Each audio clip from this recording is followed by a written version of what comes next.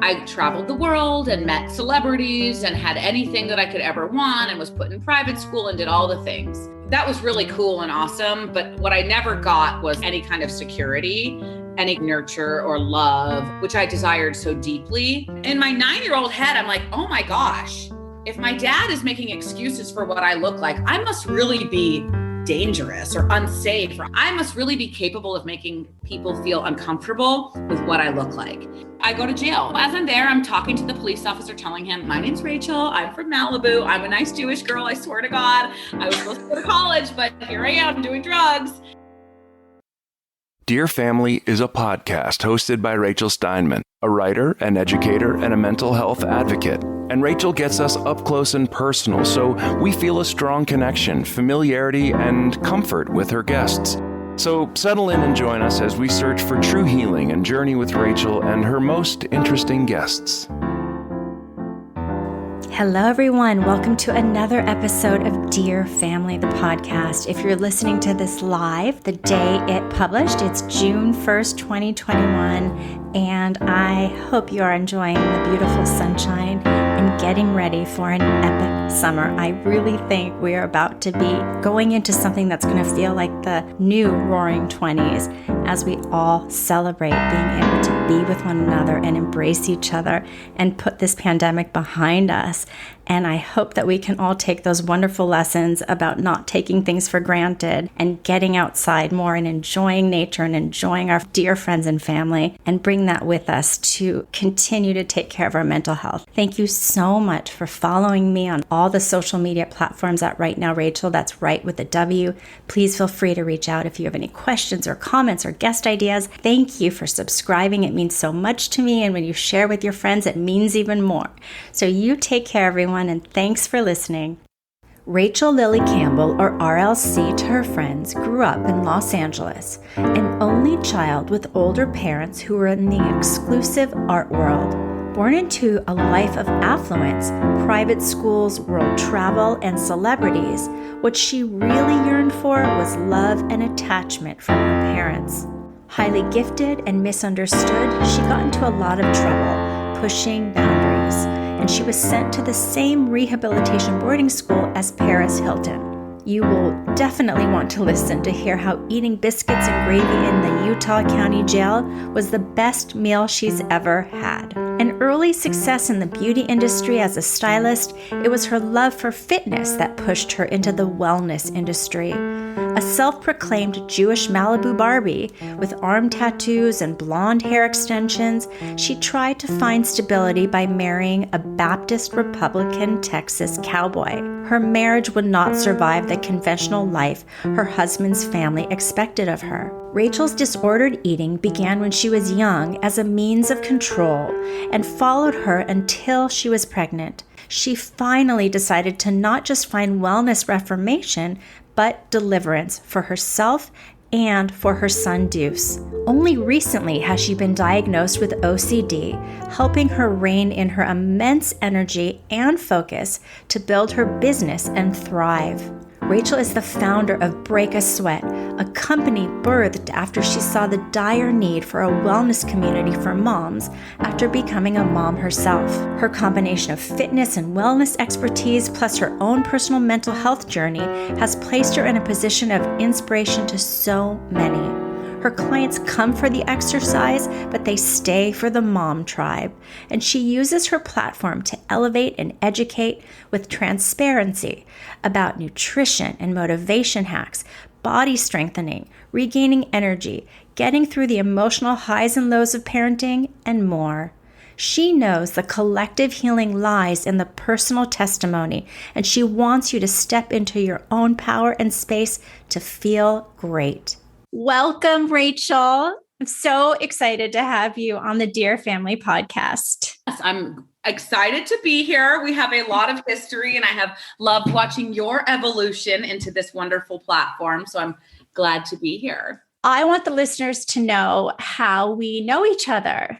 It all began when my girls were in preschool and I'd get an hour to myself and I'd ran over to Paul Mitchell, the school for styling hair that was nearby. And I met you when you did my blowout. Right. And we immediately clicked and I let you cut my hair. I'm sure I let you probably dye my hair.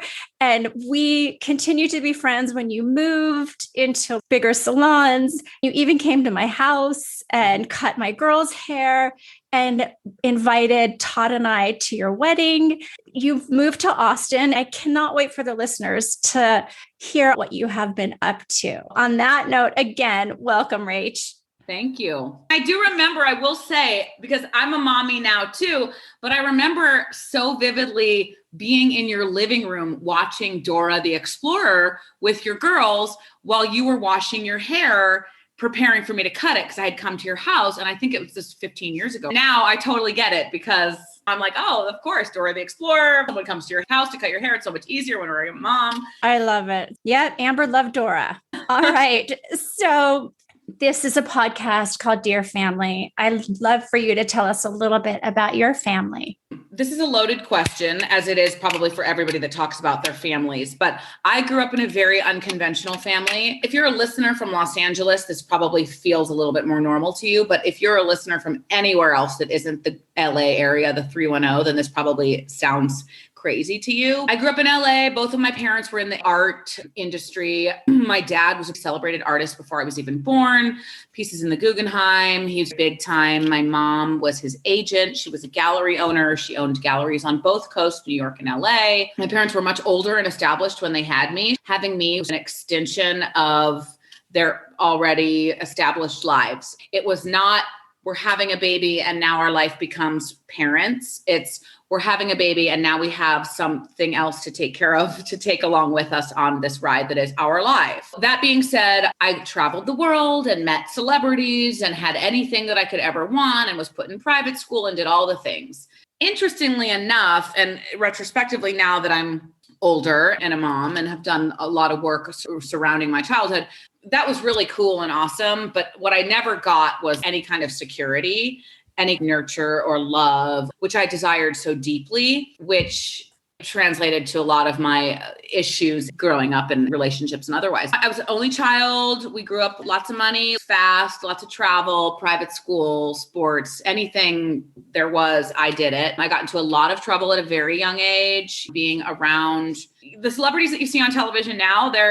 Those are all the kids I grew up with. Drugs, Playboy Mansion, all of it when I was 16 and 17. My parents were pretty disconnected from that or in denial, whatever that looked like for them at that time. By the time I was 17, I was shipped off to boarding school, and that was the last time I lived at home 20 years ago. I call it boarding school, but it was a wilderness school. Those are in the news these days. You went to the same one that Paris Hilton went to? Yes. There are a number of different wilderness camps and then these things called therapeutic boarding school. I did watch the Paris Hilton YouTube video and I about had a nervous breakdown. It was liberating and traumatizing at the same time because I've never met anybody that has gone through that experience as well. And no matter how many times I told my parents how much that traumatized me, they would never understand. It was rejection and abandonment at the most heightened level during a time in an adolescent girl's life that she is so confused and needs security and safety more than ever. These programs are stripped away of any kind of comfort, food, water, sleep, security, social, but they are shame-based at best. You are seriously beaten down emotionally and sometimes physically and sometimes sexually. And those were all things that happened to a lot of us. It was a very scary time. You're ripped from your home in the middle of the night. You're taken on an airplane to a wilderness camp. You're stripped clothing-wise, piercings. You're surviving in the Uintas Mountains in the middle of the winter in Utah.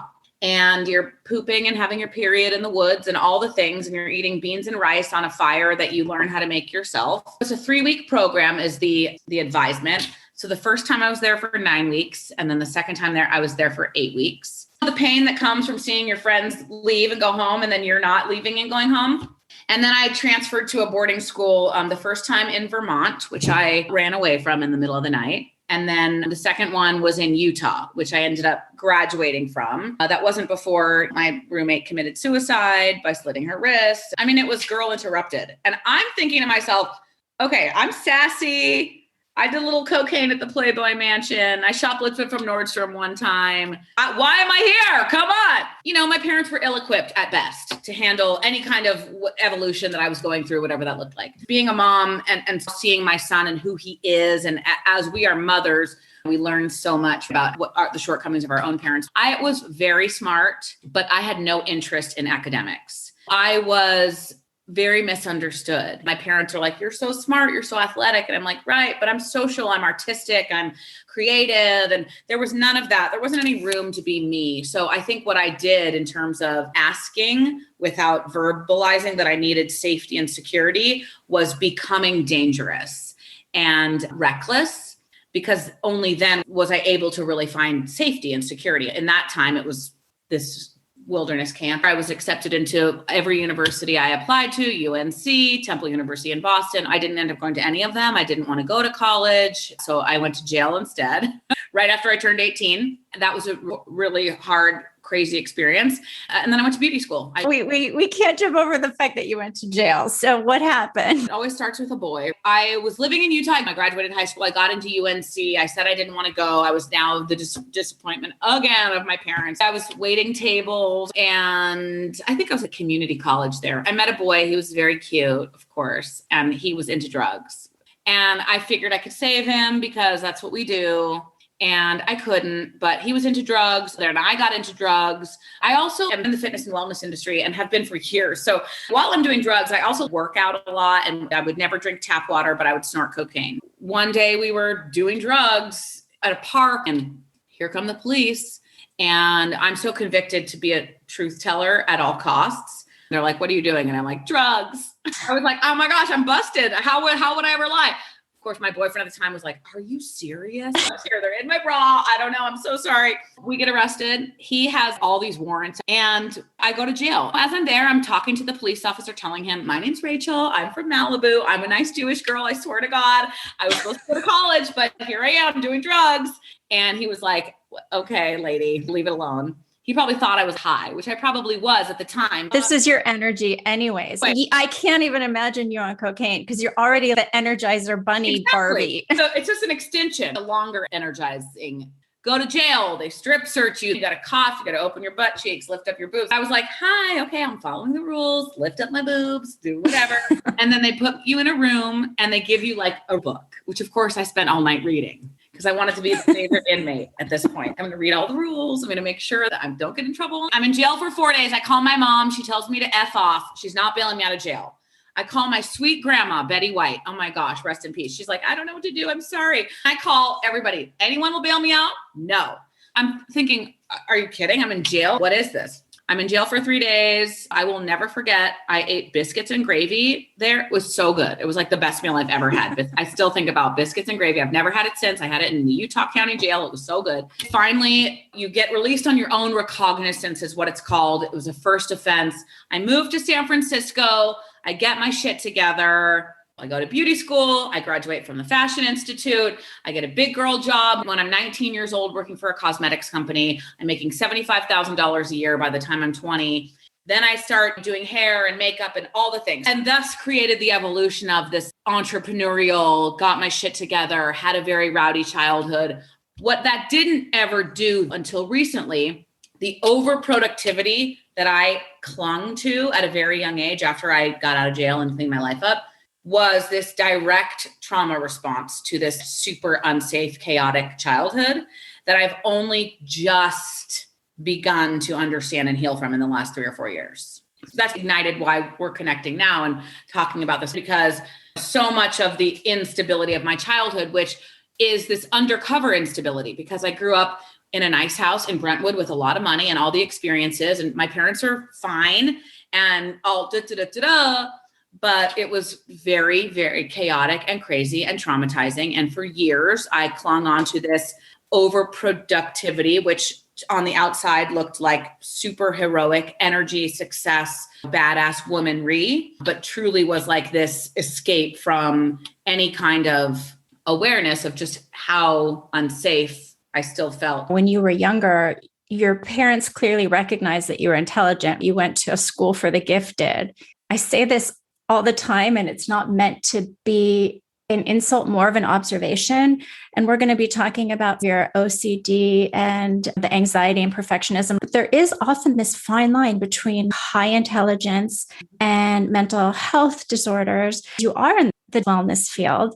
And I am so excited for you to share about your business. But before we talk about that, tell me about the disordered eating that you dealt with growing up. The answer to this question is twofold, because I feel like I've experienced recovery and then I've also experienced deliverance. And there's a difference. Growing up in LA, it's just like the society, the pressure, the thin, beautiful, blonde, Malibu Beach, Barbie, all of the things. And I fell very victim to that at a very young age. I got my period when I was 9. Okay. So here I am playing sports, playing competitive soccer with these girls with no boobs, no booty. They look like little boys. And all of a sudden I have boobs and this really curvy body, and I'm menstruating and I'm emotional. It was very uncomfortable in my body. I remember so vividly when my dad and I would go out to eat, he would always say, "This is my daughter, not my date," just in case you were wondering. And, bless his heart, my dad's 85 years old now and he would never know the better. But in my 9-year-old head, I'm like, oh my gosh, if my dad is making excuses for what I look like, I must really be dangerous or unsafe, or I must really be capable of making people feel uncomfortable with what I look like. And that did not feel powerful for me at all. It was not empowering. It was confusing. So I started to starve myself, which was the easiest way for me to find some control in this life and in this body that I felt so out of control of. And that quickly escalated into full-blown anorexia. And what happens there is that you are surviving on very minimal calories. Micro and macronutrients are completely void from your body. So I remember I would eat a plain Noah's bagel in the morning, and it would take me probably 3 hours to eat the bagel because I would eat it crumb by crumb. And in my lunch, I would eat soybeans, like edamame soybeans, and dinner would be maybe one slice of chicken. And I would jump rope in my room for hours at night. Hours. I was 98 pounds. I weigh 140 pounds now. I'm very fit and lean. So 50-ish pounds less than I am now was ridiculous, emaciated beyond belief. I had really thick hair all over my body. I stopped getting my period. My eyes were very sunken in. My hair was falling out. Did your parents have any idea? They did when I started to get very, very skinny, but skinny and thin, the same way it's perpetuated now in the world, is still so celebrated. So coaches and friends, and my mom had professional photographers come to my 8th grade graduation because I looked so good. I got into modeling. I don't know if anyone remembers Delia's catalog, but I got into modeling because now I'm finally skinny and all the things. My parents put me into therapy a little bit here and there, and it was talk therapy. Talk therapy is not what somebody with disordered eating who's in an eating disorder really needs. They need much more intense treatment. But it was, for a while, it was fine, and we were seeing him. And then I went to high school, and being in a skinny, tiny body became very powerful for me in high school.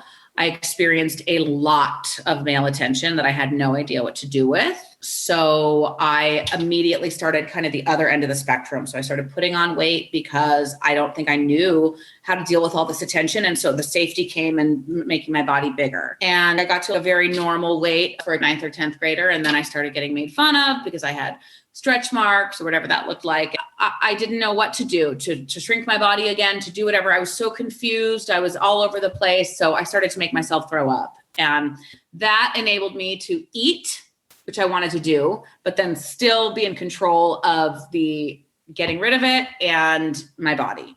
And I continued to do that until I got pregnant. And I had my son when I was 30, close to 10 or 11 years of just eat, throw up, eat, throw up, eat, throw up. I have been in the hospital. I have overdosed on laxatives where I have completely pooed in my pants, in my car. I've been in the hospital for dehydration. I've had seizures. I have had a concussion, hit my head on the toilet. It's debilitating, and it's very lonely, and it makes you feel like nobody understands you. Why can't you just be normal? I don't know why I can't be normal. And it became so much less about my body and more about control. I get to control the space that I take up in this world. I get to control when I want men to look at me and when I don't.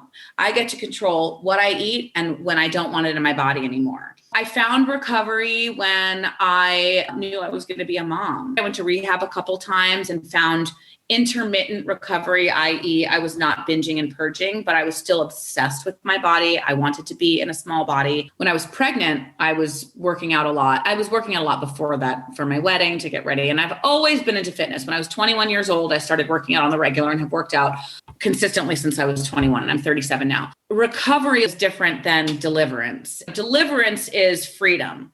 Recovery is the behaviors are just tabled over here. And then when the behaviors of the eating disorder went away, the obsession, the compulsion, the other anxiety still was present. I believe my bouts of substance abuse, eating disorder, and otherwise are under the umbrella of my diagnosis of obsessive compulsive disorder. When the behavior of the eating disorder went away, the obsession and compulsive other things didn't. So I became a hypochondriac all the time. These thoughts would permeate. Hospital getting EKGs. I'm like 22 years old. I'm having a heart attack. I swear I would hit my head with my phone and then think I have internal brain bleeding. It was insane. And it got to be debilitating where I would obsess. And again, this is control. This is an imbalance of brain chemistry, putting me in this really lonely realm of trying to control all of these external things because I'm feeling so out of control. Not only do I have the psychological control, perfectionism, obsessive compulsive behavior, but then I also have the psychiatric imbalance of brain chemistry, both of which are untreated at the time. This is mid-20s, late 20s. After having my son and understanding my body, I got into the fitness and wellness industry and did all the research and got all the degrees. And in the last 2 or 3 years, I've done way more extensive work on my mental health, which was always the missing piece. So then I got recovery from my eating disorder. Then I understood food freedom. Then I understood how to move my body for kindness. Then I understood this is my weight, this is my body, I'm functioning, I'm sleeping, I'm energized. There was a missing piece because I still had these bursts of obsessive thoughts, compulsory rituals. When I got on medication, which was recent, everything shifted. It was the missing piece. It was the exhale of my soul.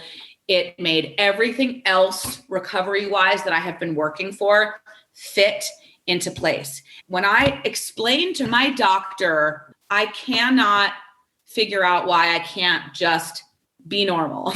She looked at me and she said, "Are you exhausted?" It's like she knew. I'm not exhausted like I'm tired. I'm exhausted because I feel like I've been trying to be on this hamster wheel treadmill of normalcy for 37 years. And I don't know why it's unattainable. I don't know why I can figure out how to do everything else in my life. And I can't figure out how to do this.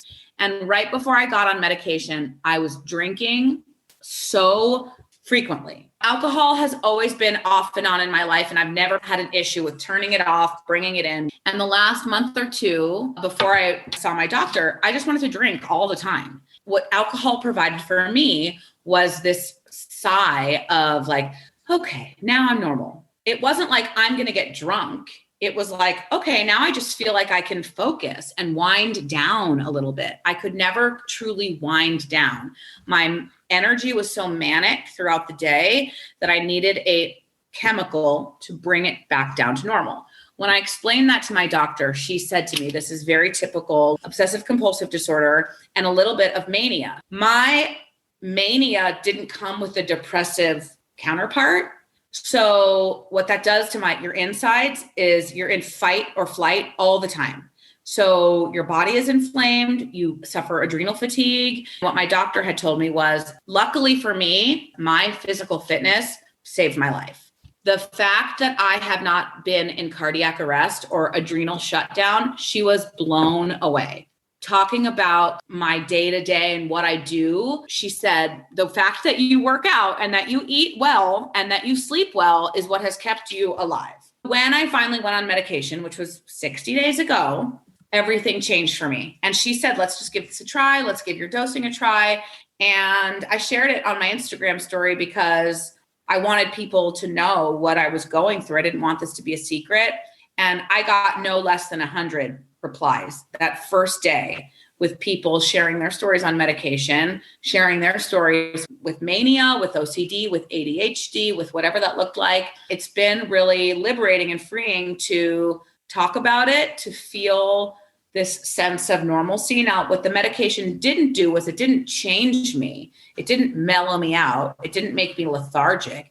It normalized me. So I have this very even keel of energy expenditure throughout the day that I don't feel like I need to come off of. And that is this very normal feeling that I'm assuming humans experience that I never have. And that has also allowed me to then dive deeper into the work of childhood trauma. Honestly, Rach, you have so much energy and you're also so open and prolific, always publicly sharing and lately about your OCD, which I think has been so wonderful to let others open up and also see the inside of you. Once you open yourself like that, isn't it amazing? You think people are going to pull back, but they actually embrace you. Yeah. I loved watching all of the details of your pregnancy and when you were breastfeeding. You also publicly talked about your divorce. Tell us about that. My son is almost 7. I got divorced when my son was 4 months old. My ex-husband and I got pregnant 3 months after our wedding. And then we were together for about 2 years before we got married. And it was a very fast love story. Retrospectively, I was never in love with him. We met, I had moved to Austin for this great job, and the chaos of my childhood had me craving a very vanilla lifestyle. I thought the cure to my chaos was for someone to save me, scoop me up, pay for me, and I was just going to be this housewife, trophy wife. And that's exactly what I got. And it was miserable. You married a cowboy. Baptist cowboy, Republican, college football player. We were not equally yoked at all. I don't know if you remember, but our best man, his speech was like, none of us really understand this still. And we have no idea how BJ got Rachel, but here we are. It was a big to-do wedding and it was really fun and wonderful. As an only child with a Jewish mother, it was like the planning of this wedding was my mom's, life goal. And it was incredible. And you were there. I mean, it was still, I was there. And banjo players and live music and the whole Jewish Cowboy, Malibu, Texas, everything. It was great. The cake, all of it. But even on our honeymoon, we went to Vegas, which is totally not my thing, but he didn't care because that's what we're doing for our honeymoon. And then we're watching college football. And I'm like, I'm not into this. And then we moved to this little town in Podunk, Texas. And I remember having to send an absentee ballot for Barack Obama because I didn't want anyone to know that I was a liberal. And my mother-in-law telling me I couldn't shop at JCPenney because Ellen DeGeneres was the spokesperson. And my father-in-law calling Brazil nuts N-word toes. And like, I'm living in the epitome of racism, deep South. And I'm in a huge house and my husband works at the coal mine and I'm cleaning and shopping and I'm miserable and I'm hosting bunko nights and I'm trying to fit in with everybody there and I'm miserable. And then I'm pregnant and I don't even like my husband because we have nothing in common. I'm at the gym. I'm trying to go to farmers markets. I'm doing hair at the time. And my ex-husband was totally disconnected from my pregnancy. I was so disheartened by that I really just checked out. And here's the thing. We were not meant to be together. We were obviously meant to come together and build a child. And that's been the most magical experience. But it was a really difficult time in my life. We have had seasons where we get along. For the most part, we don't. And same with his family. Specifically, as my emotional evolution and advocacy grows, I don't have even patience or tolerance for any of that surrounding me or my child. So we got divorced and it was ugly. And it wasn't ugly for the reasons that you think it would be ugly. It was ugly for the reasons of I wanted to raise my son and stay home. That was the deal. And I was going to do that at all costs. Alimony is not a thing here in Texas, but child support is. And we fought for a year on whether he was going to pay me child support or not. He did not fight me for custody. We were back and forth for a year until finally we agreed.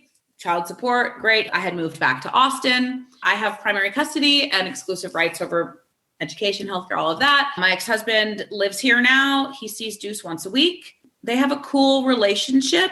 Would I call it father-son? No, I would call it more like bros playing video games and wrestling and that kind of stuff. But I am sole parent and would not want it any other way, if I'm being honest. I have loved every ounce of being a single mom. I feel lucky that I never had the experience of having help. This to me is just what motherhood is. I protect my bandwidth at all costs. I have stopped trying to make us be friends and make us be like Bruce and Demi. Like, can't we just be this big collective unit? No, we can't. He's not there. We're not there. We do the best we can. My son is very well adjusted, and this is his reality. He's got incredible male influences in his life. Tell us about your business and how it evolved and why it's so much more than just teaching an hour class. With my divorce came selling my engagement ring, which was huge, by the way. I have Jewish family in the jewelry industry. My engagement wedding ring was this huge 6-carat honker deal. It was so uncomfortable to even wear. I'm not a celebrity basketball wife, which is what you would think by looking at my finger. I sold it back to my jeweler and decided I was going to buy a fitness franchise. And this was Stroller Strides Fit for Mom. That was my life savings at the time, like $7,500. I purchased this franchise on a whim. Deuce was 4 months old, and it was moms working out with babies. How hard could this be? Everyone's going to sign up and it's going to be incredible. That was not the case. It was 3 or 4 months before I even had one client. And then it was a year before I had 5 clients. And then it was 2 years before I had 20 clients. And then it was year 3. And meanwhile, I have the most high needs baby ever. I'm exclusively still breastfeeding on demand. My mom is paying my rent. I'm making no money. My son does not sleep. He still barely sleeps, and he's almost 7. And I don't know how I was doing it, but I was doing it all alone, just trying to figure out this fitness community for women. And at year 3, something shifted, and I hired my first girl to work for me so I could have a break. And it exploded from there. So year 3 to 5 was killer. We were all over. We had multiple programs. I had a team of 14 girls working for me at one point. My son was getting older, so I really started directing my attention on operations marketing, brand strategy. I have this entrepreneurial spirit and experience, so all of this was really easy and simple for me to figure out the strategy. And then at year 5, which was last year when COVID shut us down, I decided this is my sign. I'm doing it. I bought myself out of my franchise agreement, rebranded and relaunched into what's now called Break a Sweat, inclusive and holistic fitness and wellness for moms. And by stroke of luck, genius, all of it together, it just blew up. And now we are a nationwide brand. I've been on MSNBC and CNN, and I've been in Austin Women's Magazine. And I have this really incredible brand that is all over the place that delivers wellness and fitness, both online. We have an app, we have coaching, we do Zoom, we do outdoors, we do it all. Meal programming, wellness, yoga, all of it. I have a team of 10 girls. I have a director of fitness programming. I have an ops manager. I have a merchandising person, marketing. I get to be the madam of health and wellness for moms. And it's been incredible. It's a safe place for women to connect and be seen in their new mom bodies. The goal is not to get your body back where it used to be. The goal is to know and honor what your body did, where it is now, and finding freedom in the way that you eat and move. And with that comes the whole reconciliation of your wellness. When you're a happy, healthy, wholesome mommy, everybody wins. We encourage balance and mental balance and protection of our bandwidth. And all of our programming is specifically developed and created by me to really engage the physical, the mental, the emotional, the spiritual, the nutritional. All the girls that work for me are trained by me, all hold national certifications by the American Council of Exercise. It's been a really awesome thing. And I will say one thing that's so cool is that the other day I was talking to my son about going to jujitsu, which he does, and he doesn't love it. And I said, it's really important that you go. It's even more important that you go because your coach is such a strong, positive male influence on you. And he said, well, why do I need a positive male influence? I'm surrounded by you and all your friends all the time. Girl power. And I was like, you're right, but you're still going to jujitsu. Great response, Deuce. Yeah. Your years of working with those new moms is amazing. And you understand that after giving birth, women are dealing with all kinds of issues, whether they're hormonal or more stress or lack of sleep, and even things like diastasis. Why is it important for moms to train with an expert on postpartum weight loss and strength building? What is your postpartum protocol? That's a really great question. And it's so undervalued, even in the gynecology world. Your gynecologist sees you at 6 weeks postpartum and says, how are you? Are you bleeding? Your stitches? Great. Okay, bye. You're cleared to exercise. But what doesn't happen is we don't get a mental health evaluation. Lots of women struggle with postpartum depression and anxiety, and sometimes it doesn't happen until much later, 6 months or beyond. Also changes in our body from everything from diastasis recti, which means the muscles in our stomach separate, and physical therapy and proper core engagement, get them back together. But if you are ill-advised and not trained appropriately, they can stay so far separated that the only way to get them back together is you can have a prolapsed bladder if you start working out too soon. Pelvic floor engagement is huge. We just grew a baby, our hips expanded, our vaginal canals are different, everything's different. And then we're lactating. So we've got so many hormones in our body, including a hormone called relaxin, which also makes our joints and our muscles really relaxed. So we're more prone to injury. So doing burpees and throwing weights around like maybe we once did is not going to be the mode of fitness that you want to re-enter up to a year or two postpartum. It's very crucial that you are guided and trained by somebody that knows what they're doing. And that's not only certification wise, we've been through it too. I rehabbed my own body after having a baby, after having a very intense 30-hour birth, 4 hours of pushing, lots of tearing. I breastfed for 3 years. It's important to have someone that's been through that knows exactly how to guide you. And then all of the myths that come around cleaning up your food and breastfeeding, hydration, working out, fueling your body for the lack of sleep that you don't have, increased hormone and cortisol levels. You're an entire science experiment after you have your baby. And we don't have a lot of trainers that specifically work with moms, but I do. That's my expertise. Do I work with women that are not mothers? Yes, of course. But that's like 1% of my business.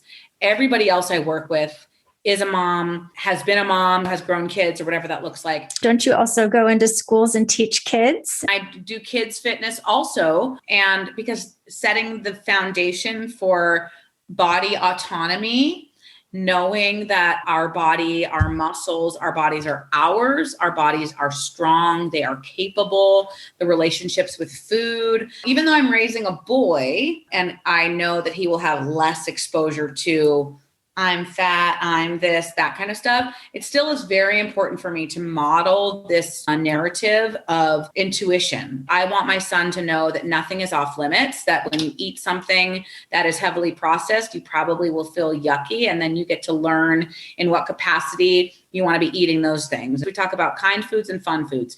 When you eat kind foods and when you hydrate, your body is really primed to jump on the trampoline for 5 hours. And wow, isn't that awesome? I'm very purposeful and intentional about food, but the way that my parents restricted me eating, I don't do that with my son. Yeah. I let him figure it out. The fact that you have gone through disordered eating and come out the other end and are so physically and mentally healthy now, when you go into those schools and you teach your kids, I'm sure that's going to be more powerful because you come from that understanding. Tell us about food freedom versus food restriction and maybe some of your favorite nutrition hacks. This is all over in the wellness industry. I did not coin this term. Food freedom really means that there's room for everything. Beyond if you are a raging alcoholic, booze doesn't fit in. If you're a diabetic, candy bars likely don't fit in. If you're lactose intolerant, milk probably doesn't fit. But for somebody that is overall balanced, healthy, not any underlying issues, everything fits eventually. Figuring out your food freedom means figuring out how to fuel your body for performance, not for a different shape or size, but for optimal performance. So what is your lifestyle like? What does your world need from you?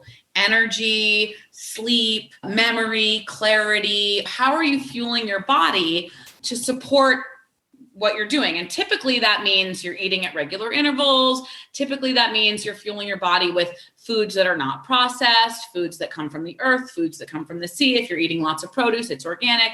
But there's also room for pizza and beer with your husband. There's also room for drinks with the girls or fried calamari, if that's your thing. Or there is room because you are in control of your consumption. It becomes less about, I'm starving myself all day because I want to eat something at night, or I want to eat something really yummy, because the diet and wellness industry tells me that I have to balance my calories in and calories out. And that's the only way that I can control my body.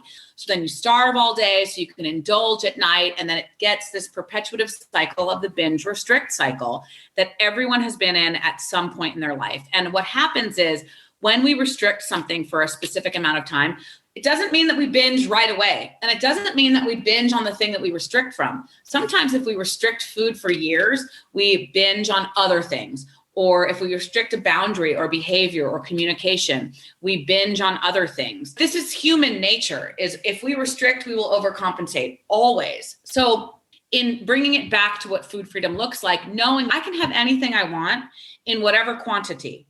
I just want to make sure it fits in with the lifestyle that I'm leading. And I want to make sure that I'm accountable for it. It's not mindless, because when we think that we have overindulged and it becomes about our behavior. So the reason why we overindulged is because we don't have willpower. And because we don't have willpower, now I'm full of shame because I should have known better to have the self-control to stop this behavior. And now I did the behavior and now I feel shame. And because I feel shame, I'm going to try to get out of the shame by erasing it, by restricting food and making my body smaller, because now I'm getting my control back, only to get into this perpetuative cycle again. What I tell my clients, this is one of my hacks. I typically like to eat on a 5-2 schedule. For some, it might be a 3-1, and I'll explain what that is. 5-2, 5 days out of the week, I'm eating primarily the same things and things that I really love. I don't meal prep and I don't specifically meal plan, but I'll wake up in the morning and I'll say, okay, I think this is what I'm going to have for my first meal. This is what I'm going to have for my second meal. This is what I'm going to have for my third meal. If I feel satisfied, great. If I don't feel satisfied and I want to have a little treat later, great. And then for 2 days, which is typically the weekend, and I know that our schedule is a little bit different. Maybe we eat later, we go out to eat. I make sure that I make room for all the things that I think I want to have. So if I know that we're eating later, or I know that we're going to go out to eat, I want to make sure that I say, ooh, okay, I know we're going out to this specific restaurant. This is the thing I love on the menu. I'm totally going to get that.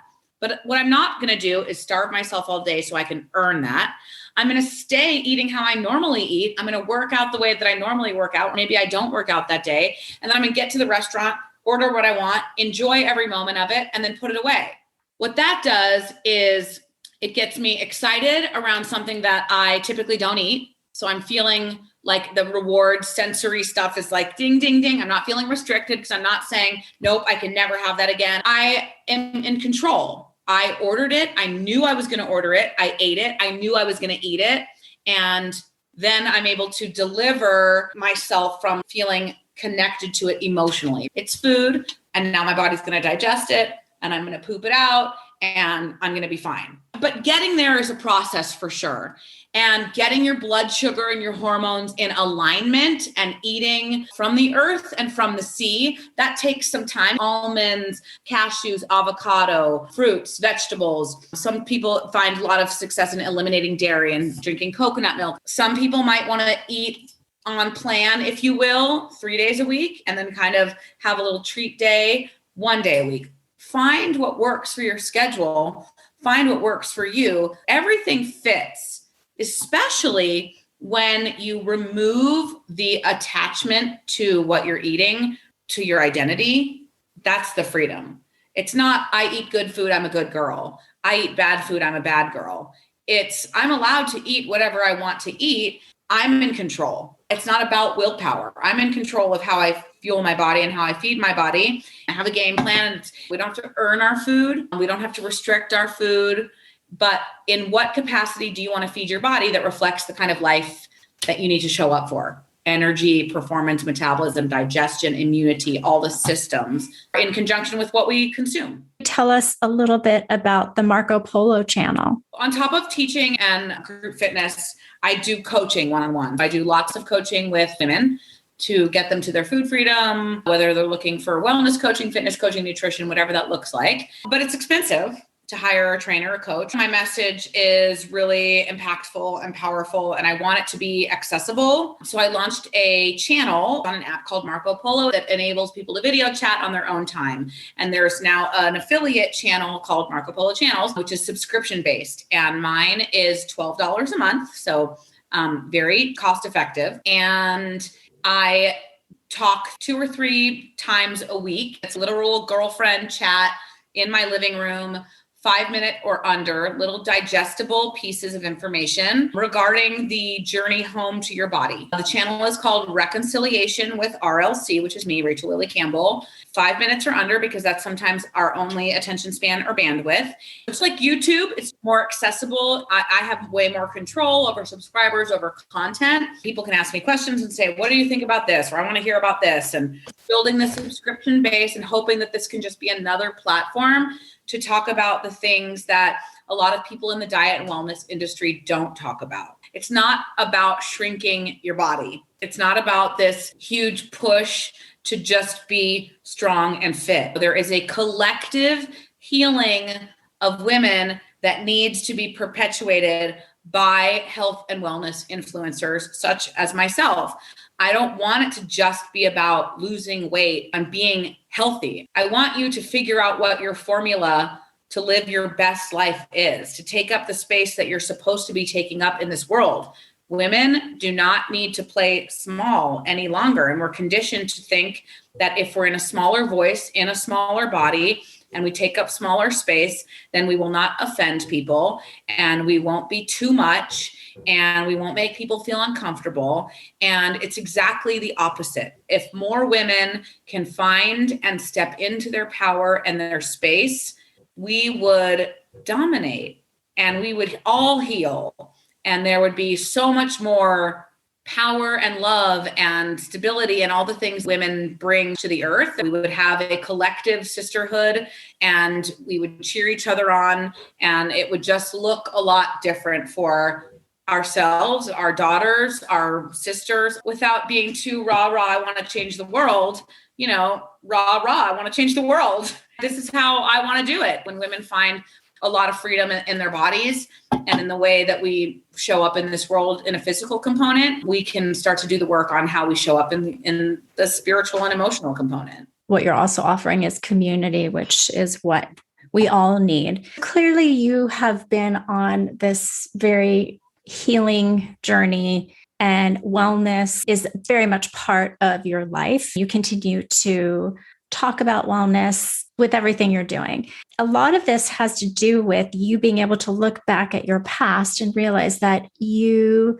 have to let go of some of that perfectionism and how to parent conscientiously and how to heal your inner child. How has this journey helped you get to the place where you feel comfortable offering yourself openly and offering advice to others and being that person that can inspire and cheer everyone on? I'm an oversharer by nature. I've just always been like that. Modesty has never been my strong suit. I've never been the shy girl. I've always wanted to be an includer, including people in whatever it is, the process, the mess, the joy. My growth and healing has happened really organically. In the times that I have sought healing, it doesn't really happen at those times. It happens as we emotionally evolve.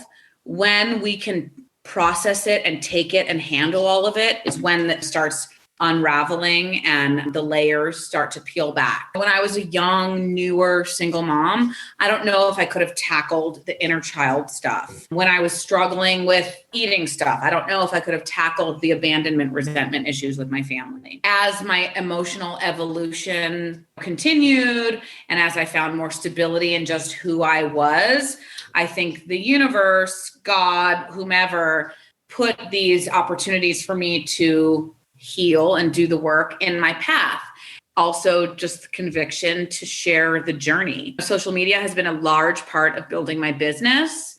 And it's also congruent with my personal life. There isn't one without the other. So many people know me, my business and my work and my motherhood is all related. It would be a disservice for me to only share about one or the other. I feel like the journey of divorce, single motherhood, parenting, healing was all intentional. I still don't know the depths of where this story will take me or take others. I do know, though, that it has been an enormous contributor to the way that I parent my son. I think there are seasons that I parented my son from the wounds of my inner child, where I'm trying to overcompensate or where I'm trying to give, do,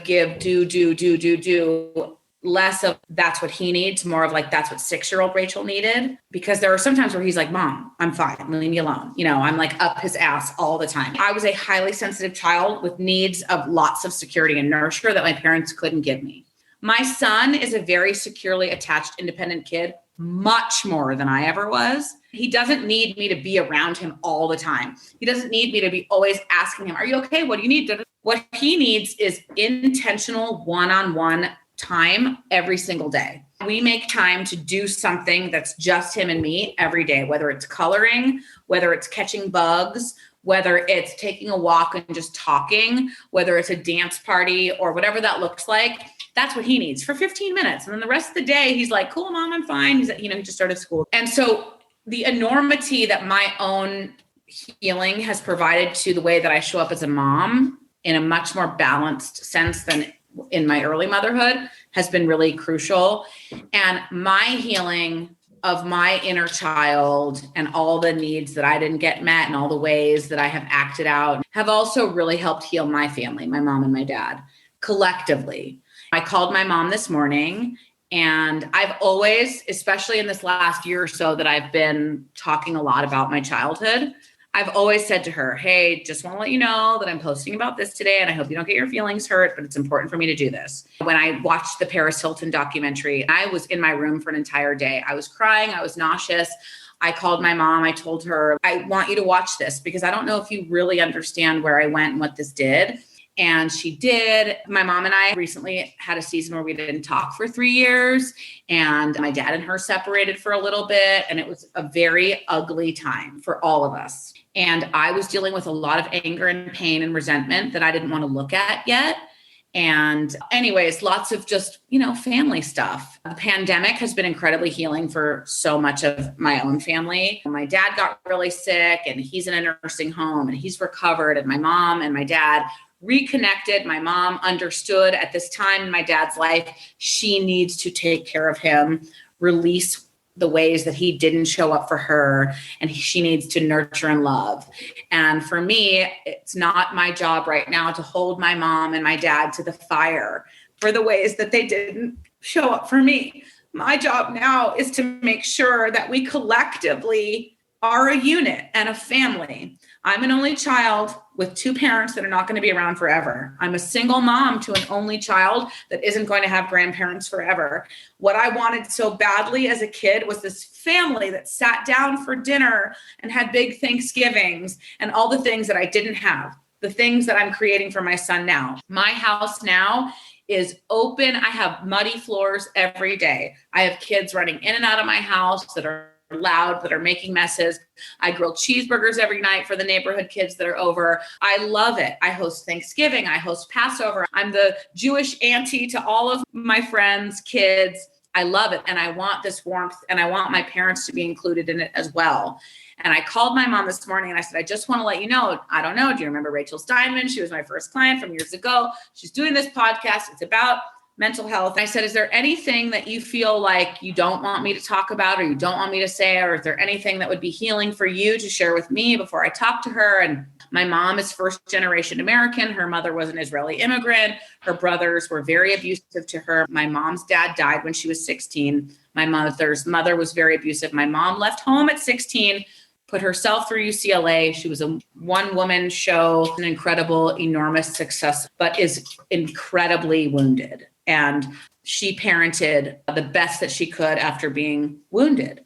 I said, if you want to send me a text message regarding any thoughts that you have about me doing this podcast, what would you say? And she texted me, and I'm going to share with you. She said, first of all, it's a beautiful gesture for you to just reach out and ask about understanding my journey, because I said to her, a lot of my healing has been so centered on my healing.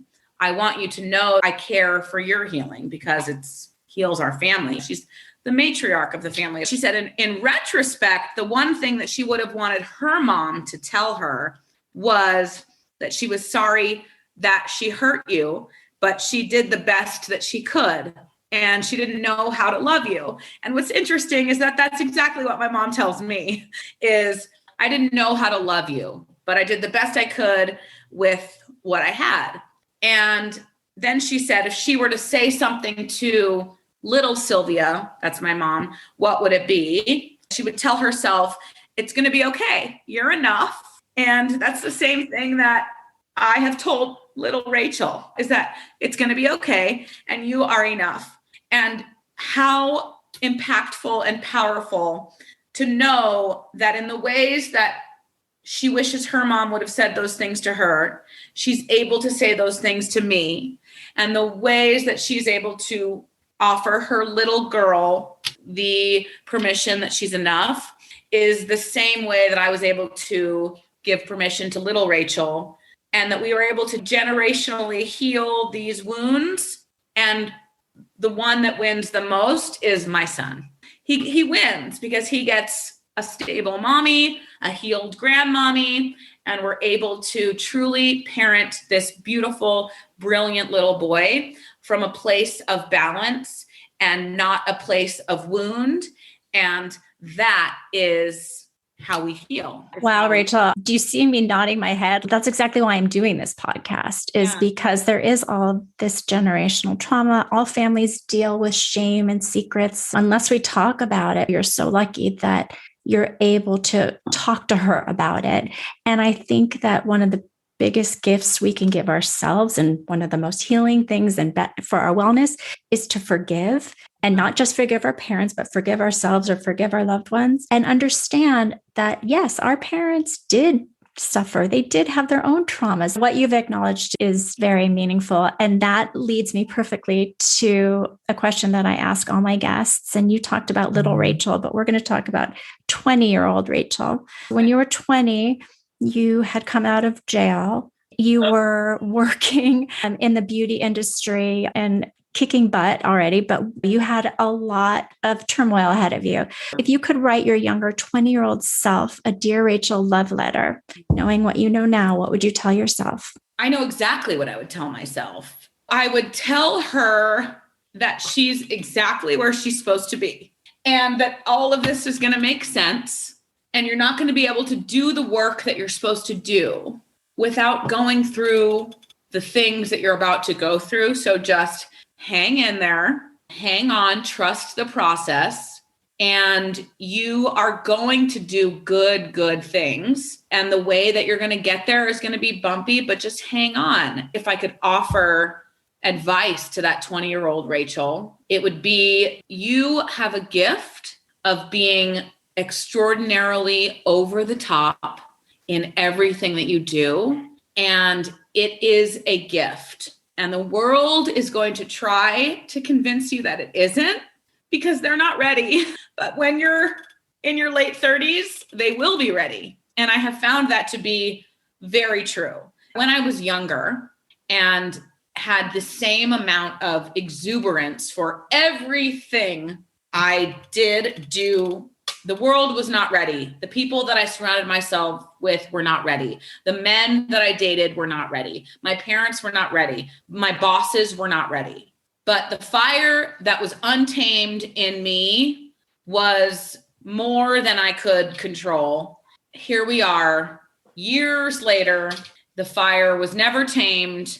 My greatest asset is the passion and the fire, and the relentless exuberance has made me extraordinarily successful, a very conscientious, intentional mom, a loyal, present friend, an advocate for social injustice, politics, all the things around our globe. I hope that my son sees the fire in his mommy and grows up to be just as wild and rowdy and all of the things, because that's how we change the world. You know, we've got to have some spicy humans on the globe causing the ruckus. Well-behaved women never made history. Never, ever. I love your spunkiness and your fire, and it's very contagious. Don't put that flame out ever. Just, keep fueling it. Speaking of what fuels you, what are your happiness habits? What brings you happiness? Moving my body. I love exercise.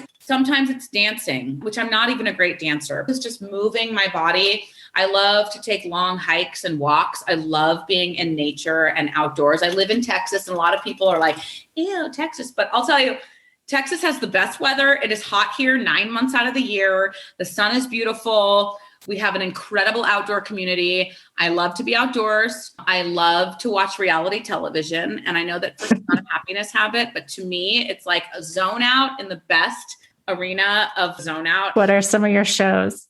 Any Bravo show. I love American Idol still. Girlfriends getting together. We write in our moon journals and we charge our crystals and we do all that woo-woo shit, but I love it. I love that too. I'm right up that alley. I love it. I'm all about the hippy dippy. It's okay to not be happy. It's okay to feel sad. It's okay to have off days, or it's okay to have seasons of winter and seasons of spring where you're out there, where you're reclusive, but practicing consistency and the protection of my bandwidth. I say no to things that I know I can't commit to. I cancel plans if I have to. I get rest. I get my nails done every week. That's been something that's in my repertoire for 20 years because I just love it and it feels good and it's a relax.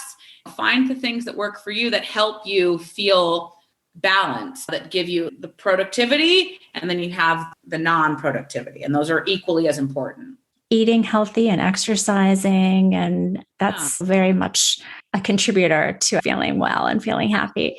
Well, Rachel, this has been so great. Agreed. I'm so appreciative of you sharing so openly, and keep throwing flame balls at us all. I will. It's ingrained in my lifestyle, and I treasure this platform. I feel so honored to have been a part of it. It is truly the good, meaningful, impactful work that you are doing to shed light on so many people's experiences. The human experience is delicate and sensitive, and society conditions us to be resilient and unstoppable and heroic. And while we can exhibit those tendencies, we at the core are humans. We're not robots. We need to feel seen, and we need to feel heard, and we need to feel safe. At the core, you're doing an incredible thing by allowing those of us to share our stories and those of us to listen to other stories. You've definitely found your thing, girl. You have such a warm, and you always have been like this, but you're so warm. You're so sweet. Thank you. I do appreciate that. I really do. I'm so grateful that you opened up, because I knew a lot about you, but I found out more, and you are just such a rock star. Keep it up. And I love and miss you. And I can't wait to see you when I'm in Austin or when you're back in LA. Love you. Love you, sweetheart. Bye. Bye. This is Rachel Steinman. For more information or to contact me with any questions, comments, or guest ideas, please check out rightnowrachel.com. That's right with a W. Thank you so much for listening, subscribing, and sharing, dear family. And if you found value in what you've just heard, I would love and so appreciate a great review on Apple Podcasts, Stitcher, or wherever you listen to your podcasts. Until next time, I wish you love, happiness, and good mental health.